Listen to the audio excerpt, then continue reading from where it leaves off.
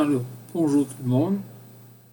Nous voilà pour la deuxième partie du chapitre 3.2 Input and Output Devices. Aujourd'hui, notre partie du chapitre qu'on va considérer sera surtout Output Devices. Alors, ce que le syllabus préconise pour vous, la définition d'un Output Device, ensuite, tout comme on avait vu pour Input Devices, savoir les différents output devices qui existent et how they operate. Et s'il y a des comparaisons, avantages, désavantages, etc., that also need to be covered. Donc, définition. Quick recap d'abord. Input devices, c'était pour enter data. On ne répète jamais la définition, les termes de la définition, les mots de la définition dans la définition elle-même. Donc, on ne peut pas dire input devices are used to input data. On préfère dire input devices are used to enter data instructions into the computer. Maintenant, output devices allow the computer to relay results of processing information to the user. Alors, pourquoi pas display ici? Tout simplement parce que dans les output devices, nous avons aussi des haut-parleurs, des headphones, des earphones qui produisent du son à ce moment-là et donc display results. Même les imprimantes ne display pas les results. Donc, bien sûr, nous avons plusieurs types de output devices, tout comme nous avons vu pour input devices. And you should know for each input device the way they function, for the tasks they are suitable for, and if any advantages or disadvantages. Let's start with the most simple and most commonly used output device, a monitor. So, monitor is used to display text and images, video en fait. Picture display is made up of many pixels. En fait, nous avons des millions de pixels sur notre écran. Si vous arrivez à voir en ce moment cette vidéo, la photo de ce laptop, en fait, you can see the different individual pixels being combined together to form an image. On verra plus ce pixel après.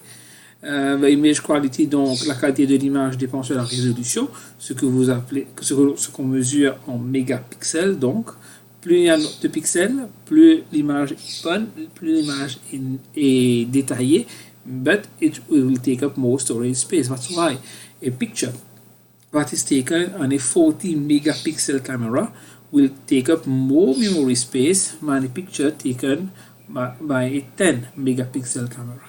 There are more details on the picture. Pour revenir au moniteur, nous avons deux types d'écrans, CRT, cathode ray tube et LCD, Liquid Crystal Display. Alors voilà les deux types d'écrans, CRT, that we're using long ago. We now almost don't see it anywhere. It was not power efficient, it consumed lots of power, it generated much heat, and also took up a large amount of desk space. Par contre, LCD monitor, c'est tout le contraire. They take up very little amount of the space, do not generate heat at all, et are very power efficient. Next, the inkjet printer. Alors, que ce soit inkjet printer ou laser printer, both printers produce hard copies. Hard copies veut dire a document that is printed on paper that can be physically handled, that is tangible. Donc, le inkjet printer is going to use cartridges. On s'associate des cartouches d'encre pour la couleur noire et d'autres couleurs. Normalement, c'est le rouge, le bleu et le jaune. That contains the liquid ink. Now, we need to take that ink from the cartridge and put it on the paper. It is done by making the ink, by throwing the ink on the paper.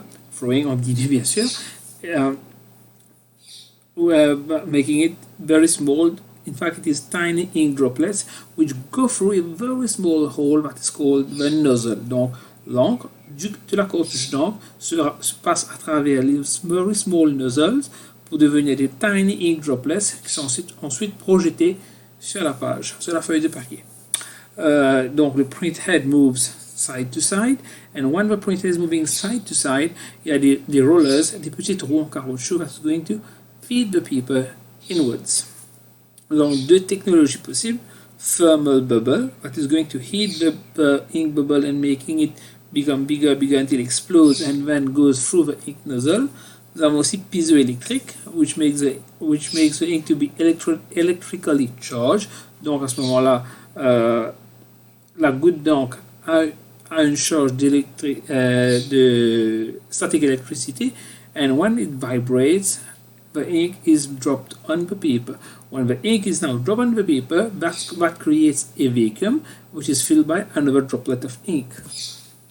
Bien sûr, the color inkjet printers are used to produce good quality printout. On peut imprimer des photos et ça ne coûte pas trop cher.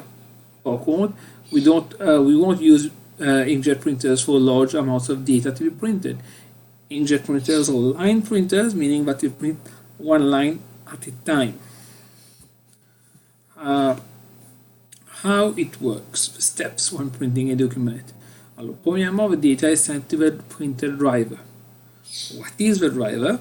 The driver is only the software that allows the hardware operating system to communicate with the hardware of a computer. So, you need the correct driver for a printer to operate on your computer.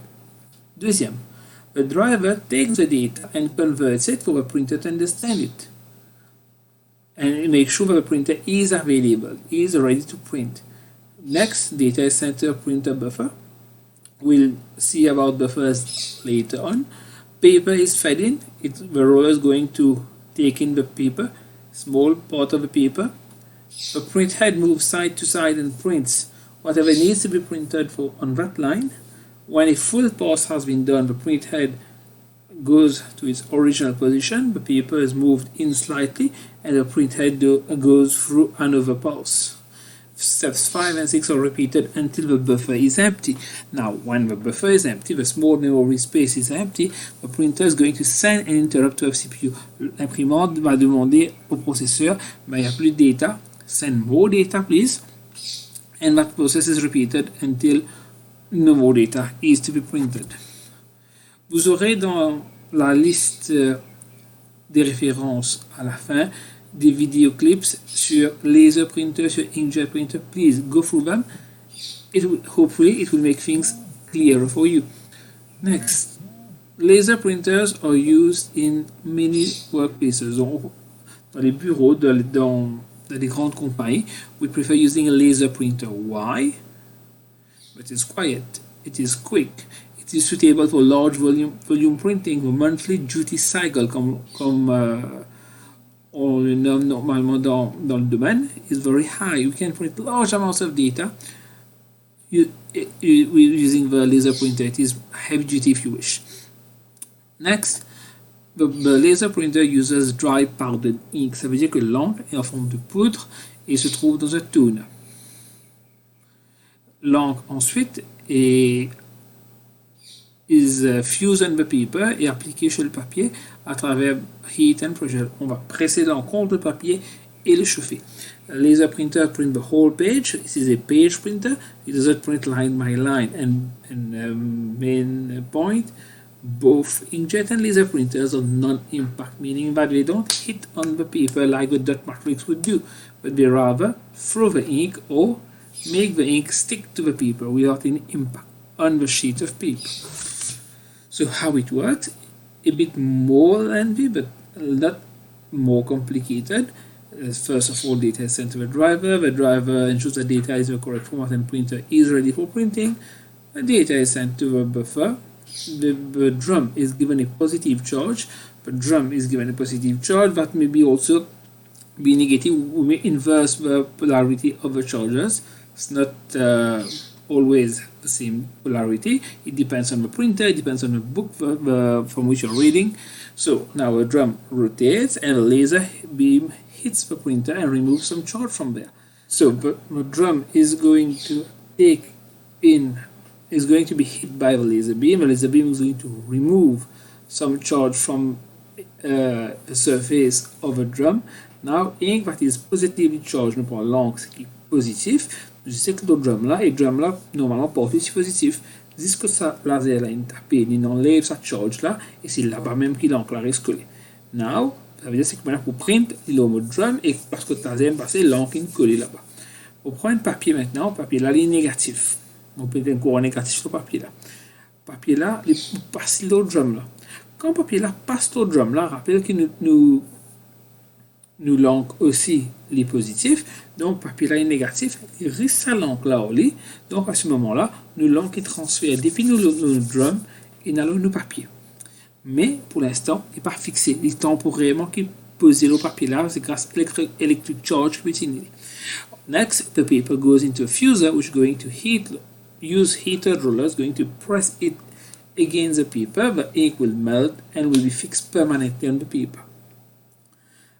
At the end, quand on a terminé d'imprimer for that page, we'll remove all electric charge from the drum so that it is ready to print the next page. Encore une fois, please check the video link in the reference list. Alors, ça c'est how it works. Vous avez the sheet of paper which comes in here. Before the sheet reaches the drum, we have a data that goes into the buffer. The buffer will send signal to the laser beam. The laser beam is going to hit the drum where data needs to be printed. Then the powdered ink is going to be sprayed, is going to be put on the drum. The paper presses against the drum. After the paper is pressed against the drum, it goes to the fuser and out it comes. Here we see in more detail how the laser beam is going to remove charges from the drum. As I told you, here you see that the drum is negatively charged. In my note, the drum is positively charged. That's not an issue as long as you understand that charges for the drum and the ink and the paper needs to be different. A 3D printer. 3D printing is still a new concept, even in Mauritius, although it has been around for more than 20 years. So, 3D printing means that we're going to produce physical objects. We have two types of 3D printing. We can produce using direct 3D printing or binder 3D printing. Direct 3D printing is going to build the different layers, one on top of the other, using a fluid. And binder 3D printing is going to use dry powder and a glue to form layer by layer. That's the basic difference. And there are new technologies coming with laser and ultraviolet light to use hardened liquid polymers, but that is still far from reaching us for the time being. So as I told you, 3D printer is used to print physical objects, can also be used to work with materials such as powder, resin, metal, paper, ceramic powder, and so on. It is used in many fields, medical, dental, aerospace, and so on. And once more, you can have a look at the videos given below. Now let's come to the sound part. Speakers are used to produce sound, audio output that can be heard, that the user can hear. The sound is produced by a computer. The sound that is produced is digital. The signal is digital, and we need to make it become analog. So we use a digital to analog converter for the speaker to be able to produce that signal, to reproduce that signal, to understand that signal. The sound is produced by passing through different voltages. We don't have a single voltage coming, but a varying voltage. The sound goes through to a cone which vibrates, and this vibration in fact creates the sound. Donc on dit le son est stocké et stored dans l'ordinateur en forme digitale 0N. Ensuite, le computer qui peut faire, il prend sa son 0N là, il a voulu dans un digital to analog converter qui fait living analogue, living un courant analogique. Là, sa courant analogique là, il y a le haut-parleur. Le haut-parleur, quand il gagne sa courant là, il y a un cône qui peut vibrer. Sa cône, quand il vibre, à ce moment-là, il crée sa son. Bien sûr, dans différentes fréquences, dans différentes amplitudes fréquences, ça veut dire qu'il est capable high pitch ou bien low pitch, et que amplitude, ça veut dire qu'il est capable très fort et très doucement. Le volume, ça veut dire. Et normalement, nous sommes capables de servir un headphone. Un headphone, c'est tout simplement un haut-parleur qui est assez petit, qui est capable d'insert into our ear canal. Alors, ça, c'est le dessin qui montre nous inside of his loudspeaker. Le même principe s'applique pour un earphone et un headphone. Alors nous avons ici le cône qui vibre. Le cône est attaché à un électromagnet. Ce électromagnet-là, avec ce coil-là, alors ce électromagnet-là, en recevant l'électricité ici, deviendra un a magnet itself, and this magnet will either be attracted or repelled by the permanent magnet that is around it, and this will create the movement. That is why you can see the paper cone vibrating when you produce loud sounds. Next, LCD monitors. LCD is different from CRT. We don't have a cathode ray tube, we don't have electron beams hitting the screen, but we have small diodes that are going to be lit up, small crystals that are going to be lit up using backlight. Donc, la première génération des TV LCD, you're using cold cathode fluorescent lamps, CCFL, to provide backlighting. Backlighting veut dire that is going to light the screen from the back, that's going to light up the image. We have another generation which is LED TV. The LED TVs use the same technology as LCD, but we have replaced the backlight. We have replaced the light that is found at the back from CCFL to LED, light emitting diodes. So this is how an LCD monitor works. You don't need to know all the different parts of this diagram. Most important is the backlight and the liquid crystals here. So the liquid crystals will be used to produce pixels. So pixels with different dots, colored dots on the screen, and the backlight is going to push that image, push these colors onto the front glass. Next, this is the backlight for LCD. Now move on to LED monitors. Both LED and LCDs use liquid crystal panel to control where the light is displayed. The difference is mainly backlighting. Advantages of LED screens: they are thinner, they are smaller, they consume less power, they allow more backcolors, meaning that the pictures are more vivid, the colors are more vivid, and are more reliable normally. This is an example of LED backlight from a mobile phone. So it's a LED screen, the same principle for working with television. Next, we move on to light projectors. Alors, pour les projecteurs, nous avons deux technologies, DLP et LCD. This has often come out for exam, so you need to know.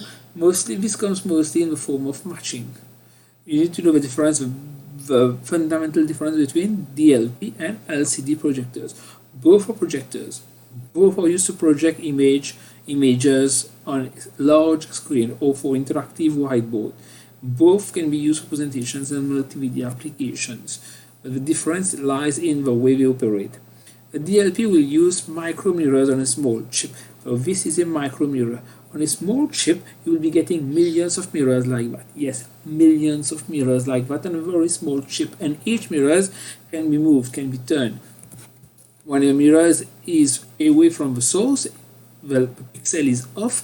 When the mirror tilts towards the source, that pixel is on. So we can create light and dark pixels on the screen. Most will be using 3 colors. We can have 4 if you want more vivid colors. We can add yellow to that. Mirrors are used, I told you, and those mirrors can move 1,000 times a second. And finally, you have a bright white light which passes through the color filter. You see that the light here passes through the color filter, producing the image on the screen. You don't need to be aware of all the different components of the projector. Next, the LCD projectors. So LCD projectors are older than DLP. They have liquid crystal displays. They don't have any moving parts. They're less expensive. They use a powerful beam of light just like DLP, but the way they work is different. We don't have micro mirrors here, but we have different filters through which light will pass, and when all the different filters, the output from the different filters are combined to form a single output. Alors, this is the main working principle. Si vous vous rappelez tout simplement que DLP projectors uses micro mirrors and LCD projectors uses color filters, that should be enough, believe me. And next we have actuators which are used with sensors. Actuator, c'est le contraire du sensor. Le sensor, on verra ça à la prochaine partie. The sensor is going to give input to the computer. The actuator is used by the computer to produce an output. Par exemple, I need to open a door when a person is standing in front of a door. The device that is going to detect the presence of a person is a sensor. The device that is going to know that the person is standing and the door needs to be opened is a microprocessor. But the device that's going to actually open the door, whether it's a sliding door or just a normal door, is going to be an actuator. Actuators can be used to modify temperature, light, switching on a motor, and so on. And it also provides feedback to a control program to see if the actuator had any effect. For example, I have a fish pond, I have a fish tank. The water is too cold. I use an actuator to switch on a heater. Should the temperature not be rising quickly enough, then I can use the feedback from sensors to ensure that temperature is heated by switching on other heaters maybe. So these are what actuators look like. They are normally small motors that's going to turn or is going to be pushing or pulling something. These are your video clips that you can use for more explanation, to have a visual impression.